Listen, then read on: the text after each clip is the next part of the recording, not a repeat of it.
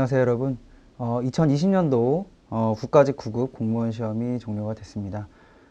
시험 보시느라고 다들 고생 많으셨고요. 이번 시험은 전반적으로 문제가 좀 평이했던 편인 것 같아요. 그래서 시험을 보시면서도 문제가 막 너무 어렵다, 이런 건 못 풀겠다, 이런 문제들은 많지 않았을 거라고 생각이 됩니다. 관세법 같은 경우에는 우선은 제가 여기 앞에 장 이름을 다 적어 놨어요. 그래서 장별로 우선 어느 장에서 몇 문제가 나왔는지부터 살펴보고 시작을 하겠습니다. 1장 총칙에서는요, 한 문제가 출제가 됐고요. 한 문제. 그리고 2장 과세가격과 관세 부과징수는 4문제. 3장은 한 문제. 4장 한 문제. 5장도 한 문제. 그리고 6장에서는 출제가 되지 않았어요. 그래서 이렇게 되면은 5에다가 8, 8문제가 출제가 됐고요. 7장부터 우리가 보통 이렇게 나누죠. 1장부터 6장까지는 관세 부가징수 파트라고 우리가 보통 이야기를 하고, 7장부터 13장까지는 통관 파트, 물품 화물 관리 파트, 이렇게 많이 부르고 있습니다.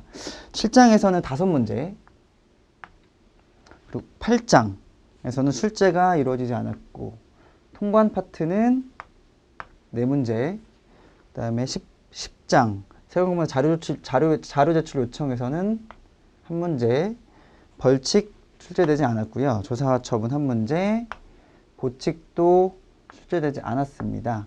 그리고 관세법 전체를 통틀어서 하나의 문제로 낸 게 1문제가 나왔어요. 그러면 여기가 9에 10, 11, 11문제 출제가 됐습니다. 그래서 이번에는 예년하고 조금 다르게 이쪽으로 통관 파트 쪽, 화물관리 파트 쪽으로 문제가 좀 더 많이 출제가 됐다라고 생각을 하시면 될 것 같아요. 그래도 이제 전반적인 비율 자체가 아예 반반씩 내던 비율 자체가 깨진 건 아니기 때문에 공부하실 때 올해 문제 비율 가지고 뭐 이쪽을 유독 많이 본다든지 그렇게 하시는 거는 바람직하지 않다고 생각합니다. 1번부터 바로 들어가 보겠습니다. 1번. 관세법상 통관에 대한 설명으로 옳지 않은 것 고르는 문제가 출제가 됐네요. 우선은 우리 관세법 문제 같은 경우에는 문제에서 힌트를 많이 주는 문제들이 있어요. 그래서 문제가 보통 문제 지문이 길수록 문제 자체에서 주는 힌트가 많아지고 곧 문제 범위를 좁혀주거든요.